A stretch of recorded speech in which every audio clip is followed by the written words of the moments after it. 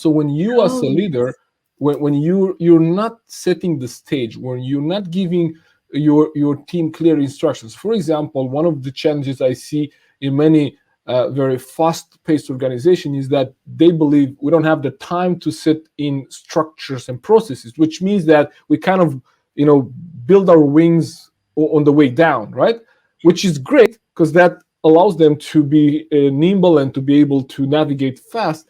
But then what happens is that it includes a lot of uncertainty, which means and things that are not clear between team members, like who does this, how do we do this, what's the procedure here, what's the rule here, and not having those in place and not having a leader that sets those boundaries, then you allow kind of the team to self manage, and in that way, like some people might take a bigger role and kind of set their rules. And if those rules are not constructive, and if I want Madalina on my project team just because I like her, not because of her skills, right?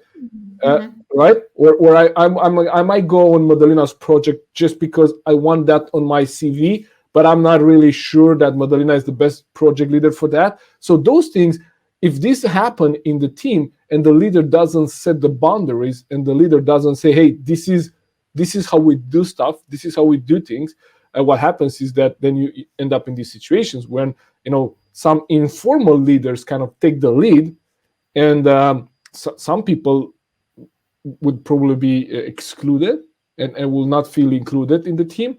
And that's why as a leader we cannot just this is what I say. As a leader, my first goal was to be dispensable, which means that I didn't want it to be my team to be dependent on me. But there were some things that I cannot delegate. So those were setting the salaries, having the one-on-one discussions, managing conflict. These are things that I cannot delegate. But as a leader, I'm all in for delegating as much as possible because it's empowering my team. But some things I cannot delegate. So these are the few critical things that I need to be responsible for. That's why I'm paid. Most other things, someone else can do them, but these are only the things that leaders could do. So absolutely, passive leadership, it's another cause for friction and conflict.